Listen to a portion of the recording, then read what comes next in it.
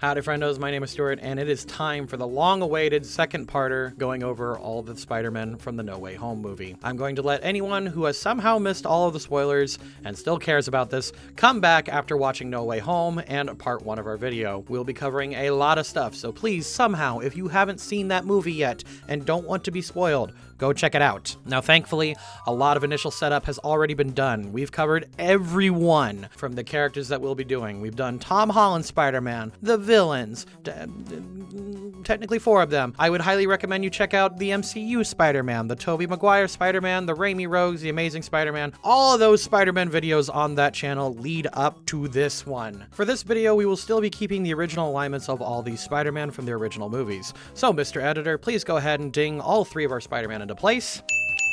However, each of these characters have also been doing things in their own universe. Peter 1, Tom Holland, actually keeps the same alignment from Far From Home, so he will stay firmly where he's at because this takes place moments after that movie finishes. Peter 2, Tobey Maguire, has actually been staying the course and has a decently well-adjusted Spider-Man, claiming that he and his MJ have made it work, and he continues basic hero work over the past 15 years or so. We will give him 3 neutral good dings for this. Peter 3, Andrew Garfield, who I will say have had some of the worst luck as a Spider-Man, actually confessed to the other Peters that he has stopped pulling his punches. Holy shit, what an idea. And that for a period of time, he has treated vigilantism as a means of catharsis, which is admittedly very in character for his Peter. And we will give him 1 chaotic neutral, 1 chaotic evil, and 1 chaotic good ding for this path to healing. And that's kind of what he would reasonably doing over the past 10 years or so. Remember, the MCU takes place in like 2025 or something, so we're going to assume that they were pulled in from their universe's 2025. I would also like to remind everyone that we have cringy call to actions, and for this time, we would like you all to trust your Peter tingle. Like, comment, subscribe, and ring that bell for more content like this. We have a lot of exciting projects on the way, including our second channel for gaming, tabletop fun, and there's a good chance I'm streaming on Twitch right now. So with that out of the way, let's go. You can't do that, huh? How on earth? Whoa, please don't touch her. You're just a kid. Seconds after his identity has been compromised, Peter swings MJ to his home for safety as the world begins harassing them. Neutral good. The drones did, okay? The drones that are yours. No. Well, look, Nick Fury was there the entire time. Just ask him and he can explain everything. Honestly, the beginning of the movie is Peter trying to deal with his new life. Firstly, he tries to make sure MJ, May, and Ned are all okay after all of them are considered accessories. It's only thanks to a very good lawyer that they and Pete are able to get out of legal trouble. However, their harassment doesn't stop. This comes to a head when Peter and his friends are denied by MIT. Lawful neutral for the court nonsense, true neutral for all of that other nonsense, and neutral good for trying to help your friends. My entire life got screwed up, and I was wondering, I mean, I don't really know if this would actually work, but I was... Okay, interesting decision time. Peter knows about time travel, but none of the ramifications that we learned in Endgame. As such, he hopes that Strange will magic him back in time to try to help his friends. He's even willing to accept Wong and Strange's initial answer, so while I would understand if you said this is a chaotic neutral, because Peter is spurned on by MIT rejecting his friends, I will give this a chaotic good.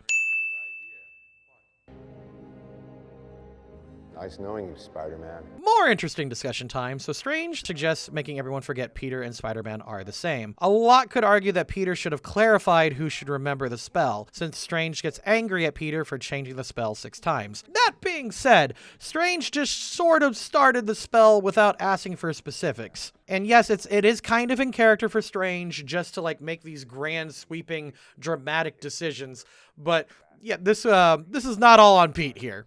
I'm not saying Peter is blameless, but I don't know. He should have talked with MIT before he went with magic. So I'm going to give this all a whole chaotic neutral. For a month. For a week. 2 weeks. You know what I want. Taking Strange's advice, Peter makes a deal with Flash in exchange for information for the MIT rep. He then tries and fails to convince the rep to change her mind with Ted and MJ. Since this is about Ned and MJ specifically and not him, let's go with neutral good.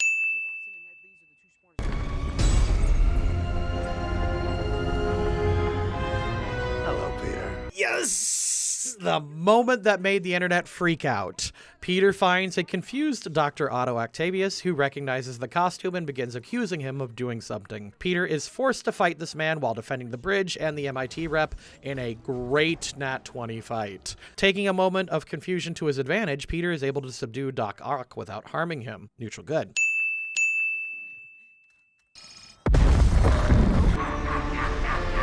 Trying to find out what's going on, Peter and Ock are attacked by a surprise Green Ranger. Sorry, Green Goblin. Before they are teleported to the Sanctum, Strange reveals to Peter after the flood spell, 5 visitors came to the MCU, with multiple threats and multiversal hiccups looming. Peter agrees to help, but brings Ned and MJ to help. Lawful good. You know him, don't you? On the bridge, you said his name. As Peter and the group work together to find the mysterious green elf, they find evidence of a weird sighting in the woods. After confessing to MJ and Ned how the magic spell was his fault, he goes to the woods only to find a being of pure electricity. Pete tries to talk to him before attempting to teleport him. Lawful good.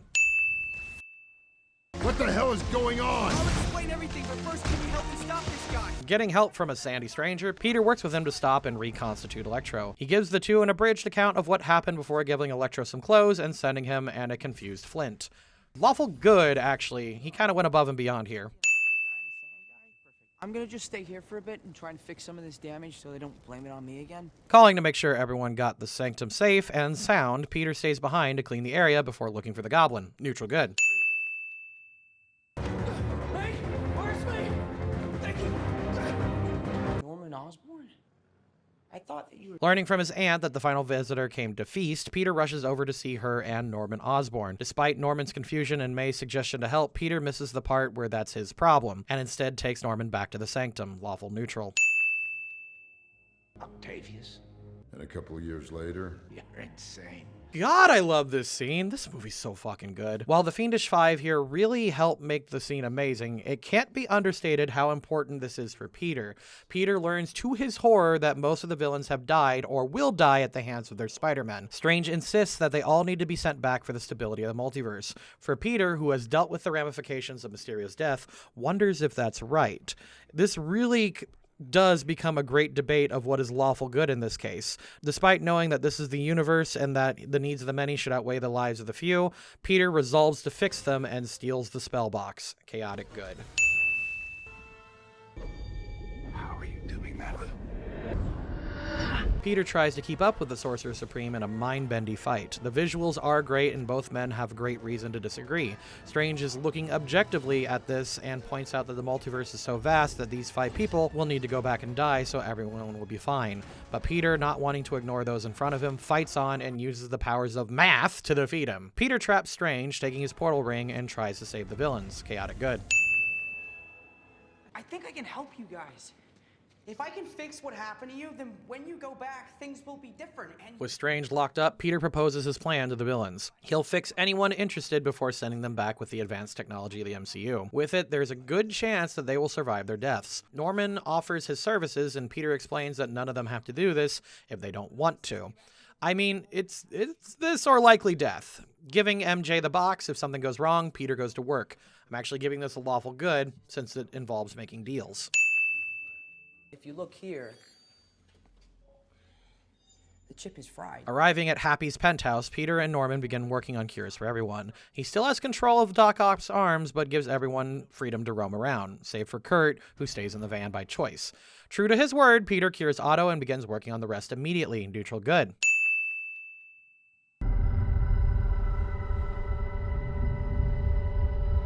While working on curing Electro, Peter's tingle begins going off. There's a joke there. It's then to his horror that Norman doesn't want to be cured after all and begins convincing everyone to not go through with it. After Peter tries and fails to convince Norman not to go through with this, he is forced to fight almost everyone while Aunt May tries to run. Neutral good. Can't you feel it? Beating down to the ground level by Norman and the others, Peter tries to save May from the pumpkin bomb. Peter helps May out of the rubble, where he then gets his long overdue but obligatory great power comes great.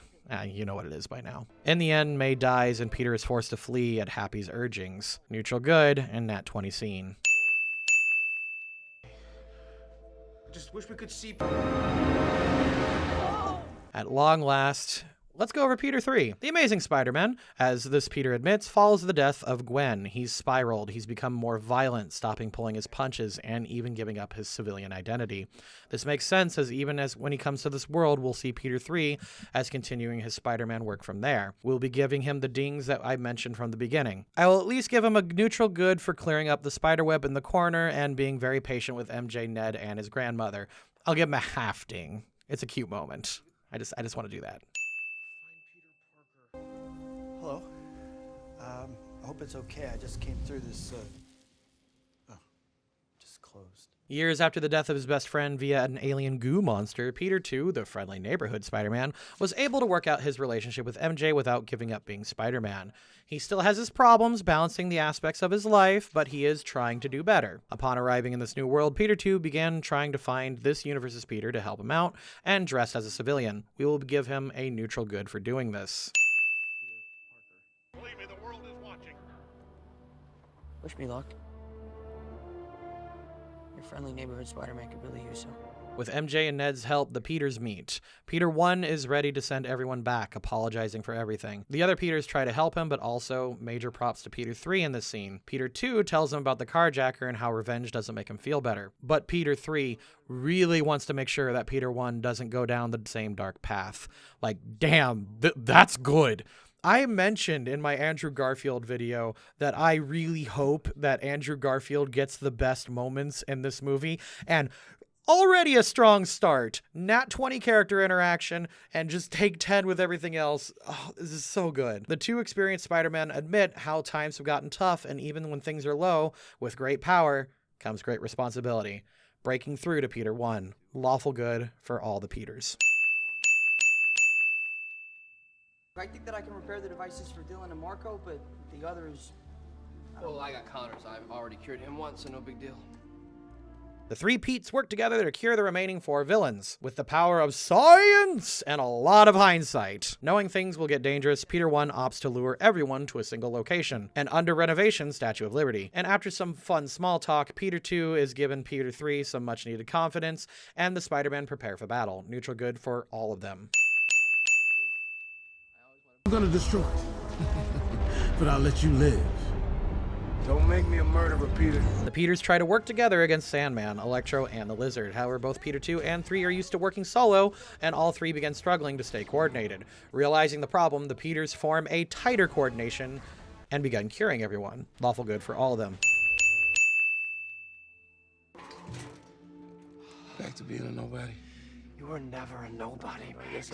So I won't count every cure, but I'll give an extra ding for Peter 2 and 3 for taking a moment to see Max and Otto afterwards. The scene with Max and Peter 3 is a great continuation of their relationship from The Amazing Spider-Man 2, and Peter 2 has a really heartwarming scene with Otto. I just love Otto in this fucking movie. So good. Neutral good for both of them. You've managed to give them all a second chance, kid. With Doctor Strange free and pissed, the Peters try to let them finish before making the final fighters join, the Green Goblin. Sadly, Norman makes things worse by destroying the box. Neutral good for Peter 1. Are you okay? Nat 20 scene. God, this is so deserved and well executed. Lawful good for just being you, Peter 3.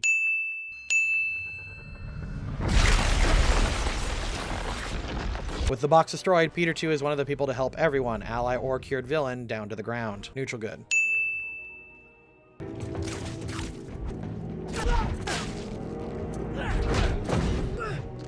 Face to face with Norman, Peter isn't planning to uncuring his arch nemesis. To Norman's glee, Peter begins fighting him to the death. Peter is also ready to give in and impale Norman on his own glider. Chaotic evil.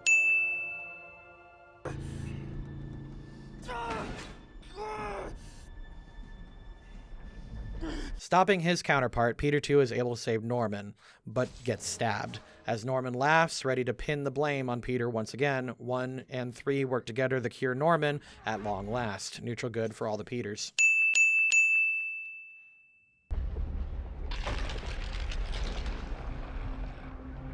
With reality crumbling, thanks a lot, Norman, and a multiverse of madness on the horizon, Peter asks Strange to do one last spell. Make everyone forget who Peter Parker is. Obviously, he didn't consult with his friends or Strange, but reality was about to turn into Swiss cheese. Even with the knowledge everyone will forget him, Peter accepts his fate and says goodbye to his counterparts and his friends before the spell is complete. Lawful good, and once again, Nat 20 scene.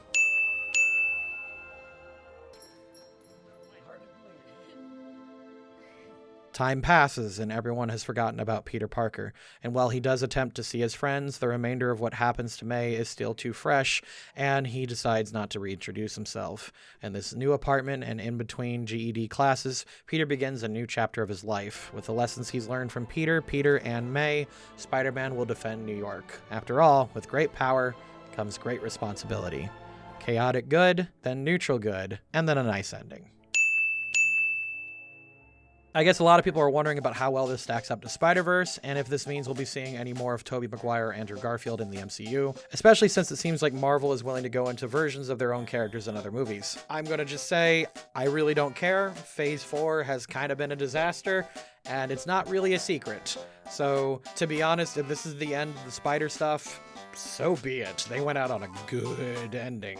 I also can't help but praise Andrew Garfield and the writing they did for The Amazing Spider-Man. They didn't ignore all the problem areas of his character in the movie, but this also had a natural progression to his character's arc. They also made sure to show a great bit of character growth and show what many considered to be the weakest of the Spider-Man had a lot of extra depth characterization, and it just was a good job. God, I love Andrew Garfield in this movie. Major props for the character rehab, and it doesn't fix anything that was wrong with the other movies, but this is a wonderful capstone to 20 years of films, and you know what? I'm okay with that. Anyways, thank you very much for watching. This will be our final Spider-Man video for quite a while. I know there's a lot of other Spideys coming out, and there's a lot of video games and cartoons and stuff, but we've got like 10 Spider-Man videos on this channel right now, and I think we need to take a break from them. Anyway, thank you very much. Like, ding dong, do all those things. Thank you again to the patrons, and I'll see you later.